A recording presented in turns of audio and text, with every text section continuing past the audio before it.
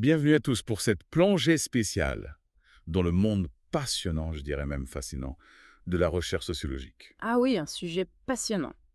Imaginez, vous êtes à un dîner, quelqu'un lance une affirmation comme ça sur la société. Comment savoir si c'est vrai? Oui, c'est une bonne question. C'est justement ce qu'on va décortiquer aujourd'hui.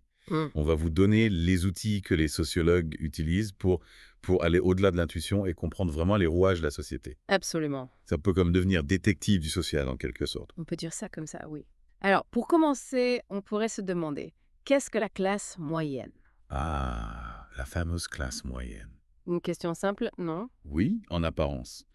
Mais en réalité, c'est beaucoup plus complexe qu'il n'y paraît. Figurez-vous qu'une étude du Pew Research Center a montré que 87% des Américains se considèrent comme appartenant à la classe moyenne. 97%, Ouais. c'est énorme. Oui, ça montre bien que la notion de classe moyenne est très subjective et qu'elle peut varier d'un individu à l'autre. D'accord, donc déjà, il faut définir les concepts. Exactement. C'est la base de toute recherche sociologique. On ne peut pas étudier quelque chose si on ne sait pas ce que c'est. Tout à fait. Et c'est là qu'on peut faire un parallèle intéressant avec la robe. La robe? Vous vous souvenez de cette fameuse photo de robe qui a fait le buzz sur Internet? Ah oui, la fameuse robe bleue. Ou blanche. Certains la voyaient bleue et noire, d'autres blanches et dorées. Exactement. Et personne n'arrivait à se mettre d'accord. Eh bien, ça illustre parfaitement le fait que même une observation en apparence objective peut être perçue différemment. Ah oui, c'est vrai. Imaginez maintenant appliquer ce principe à des concepts plus complexes comme la pauvreté, l'éducation ou même l'amour, Voilà, oui, ça devient vite compliqué. d'où l'importance de poser les bonnes questions dès le départ. Et de définir clairement ce qu'on étudie. Tout à fait. Mais comment font les sociologues pour s'assurer qu'ils parlent tous de la même chose? Ils utilisent ce qu'on appelle l'opérationnalisation des variables. L'opérationnalisation. En gros, il s'agit de définir précisément ce qu'on veut mesurer et comment on va le faire. D'accord. Concrètement, ça veut dire quoi? Par exemple, si vous étudiez l'engagement politique, vous pourriez choisir comme variable le nombre de votes aux élections, Ah oui, je vois. ou encore le nombre de manifestations auxquelles les gens participent. L'important, c'est de choisir une mesure qui reflète bien le concept qu'on étudie. Ok, donc une fois qu'on a bien défini le concept, on peut passer à l'étape suivante, Oui, c'est-à-dire formuler une hypothèse. formuler une hypothèse, exactement. Alors, c'est quoi une hypothèse? Une hypothèse, c'est une supposition éclairée, une idée qu'on se fait sur la relation entre les éléments qu'on étudie. D'accord. Par exemple, on pourrait émettre l'hypothèse que plus le niveau d'éducation d'une personne est élevé, plus ses revenus seront importants. Ah oui, je comprends. Donc, on suppose qu'il y a un lien entre le niveau d'éducation et le revenu. Exactement. Mais attention, Attention, il ne faut pas confondre corrélation et causalité. corrélation-causalité. Qu'est-ce que ça veut dire, Kylan? On peut observer que deux choses évoluent ensemble sans que l'une soit la cause de l'autre. Ah oui, j'ai déjà entendu parler de ça.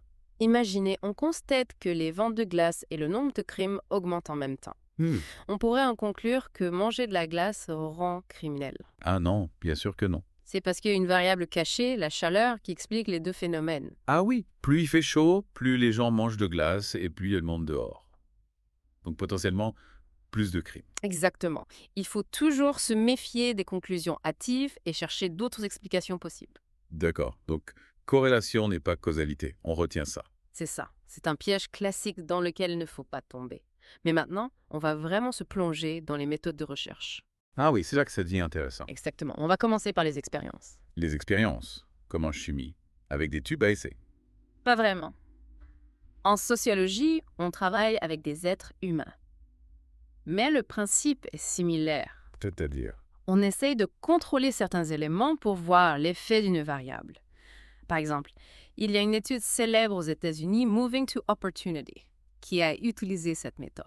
Moving to opportunity.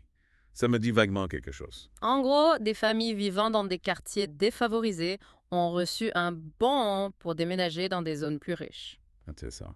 Et ensuite? Les chercheurs ont suivi ces familles pour voir l'impact de ce changement. Ah oui, je vois. Et qu'est-ce qu'ils ont découvert? Des choses fascinantes.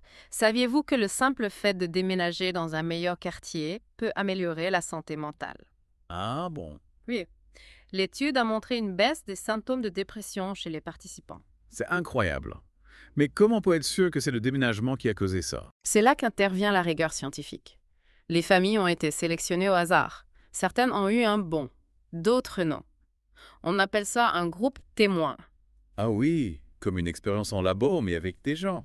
Exactement. On compare les deux groupes pour isoler l'effet du déménagement. C'est super intéressant. Passons maintenant à une autre méthode. Les enquêtes. Ah oui, les enquêtes. Là, on n'est plus dans le domaine des questionnaires, des sondages. Tout à fait. Les enquêtes permettent de récolter beaucoup de données auprès d'un échantillon de la population. Par exemple, si on veut connaître l'opinion des Français sur un sujet, on ne peut pas interroger tout le monde. C'est sûr. Donc on choisit un échantillon représentatif. Et comment on fait pour que cet échantillon soit vraiment représentatif? Il y a des techniques statistiques pour ça. On s'assure que chaque groupe de la population est bien représenté. Ah d'accord, donc on ne tire pas au sort comme ça. Non, c'est plus complexe que ça.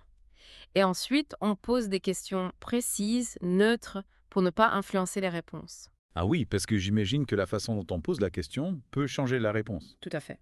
La formulation des questions est cruciale. Un simple mot peut tout changer. C'est incroyable. On ne se rend pas compte de tous ces détails. C'est tout un art de concevoir un bon questionnaire. Bon, on a parlé des expériences, des enquêtes. On passe à la méthode suivante. Avec plaisir. On va explorer l'observation participante. L'observation participante. C'est quoi ça? Imaginez-vous en immersion totale dans une communauté. Vous observez les interactions, vous participez aux activités. Ah oui, ça a l'air passionnant. Mais comment on tire des conclusions scientifiques de simples observations? Le chercheur prend des notes détaillées, analyse les comportements, les discours. On appelle ça aussi l'ethnographie. Ethnographie. C'est un mot savant. L'objectif est de comprendre le sens que les gens donnent à leurs actions. Donc on essaie de se mettre à leur place, en quelque sorte. Exactement. Un exemple célèbre, le travail d'Alice Goffman à Philadelphie. Alice Goffman. Elle a passé 6 ans dans un quartier défavorisé, observant l'impact du système judiciaire. 600. C'est énorme. Oui, ça lui a permis de voir des choses que les statistiques ne montrent pas. C'est vrai. Mais du coup, n'y a-t-il pas un risque que le chercheur influence ce qu'il observe? Oui, c'est un débat important en sociologie. Le chercheur doit être conscient de sa subjectivité. Donc il faut essayer d'être le plus neutre possible. Tout à fait. L'observation participante est une méthode qui demande beaucoup de recul, d'analyse critique. Je comprends. Et pour terminer notre tour des méthodes, il nous reste l'analyse des données existantes. Ah oui, les données existantes. C'est un peu moins glamour que l'observation participante, non? Pas du tout. Les données existantes sont une vraie mine d'or pour les sociologues.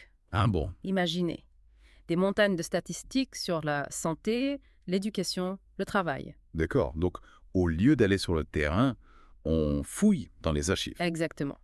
On utilise des données collectées par des organismes gouvernementaux, des instituts de recherche. Et qu'est-ce qu'on peut découvrir avec ça? Tout un tas de choses. On peut analyser les inégalités, les tendances démographiques. Par exemple? En étudiant les statistiques sur le chômage, on peut comprendre l'impact des crises. Ah oui, je vois. On peut voir des choses à grande échelle sur de longues périodes. Tout à fait, c'est un des avantages de cette méthode. Mais comment on fait le lien entre ces données et la réalité sociale? C'est là que le travail du sociologue est important. Il faut interpréter les chiffres, les mettre en contexte. Donc, il ne suffit pas de regarder les chiffres, il faut réfléchir à ce qu'ils veulent dire. Exactement. L'analyse des données existantes demande beaucoup de finesse. D'accord, donc on a vu les 4 grandes méthodes de recherche.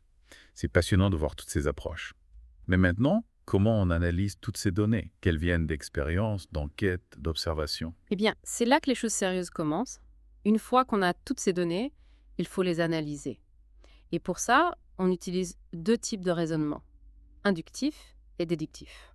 Oh, ça me rappelle mes cours de philo, ça. Inductif, déductif. C'est quoi la différence déjà? Imaginez que vous construisez une maison.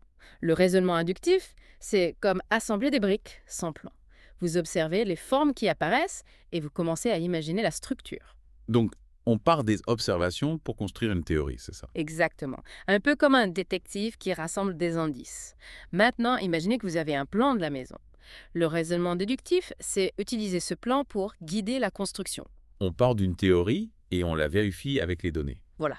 Comme un architecte qui conçoit un bâtiment. En sociologie, on utilise souvent les deux. Donc on va et vient entre la théorie et les observations. Tout à fait.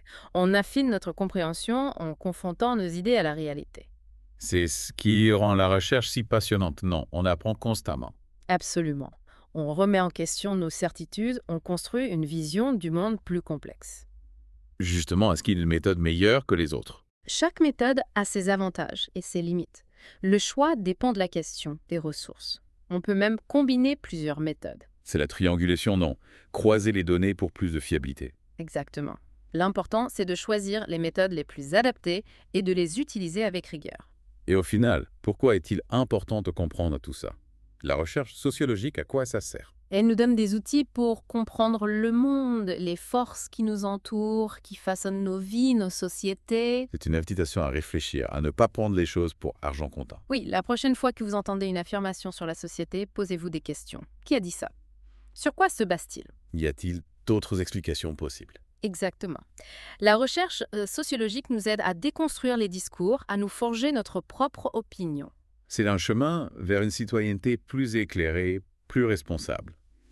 En tout cas, merci pour toutes ces explications, j'ai beaucoup appris. Merci à vous pour l'invitation. Et pour ceux qui veulent aller plus loin, n'hésitez pas à consulter les liens dans les notes de l'émission. Il y a plein de ressources pour continuer l'aventure. On se retrouve très vite pour une nouvelle plongée. D'ici là, restez curieux.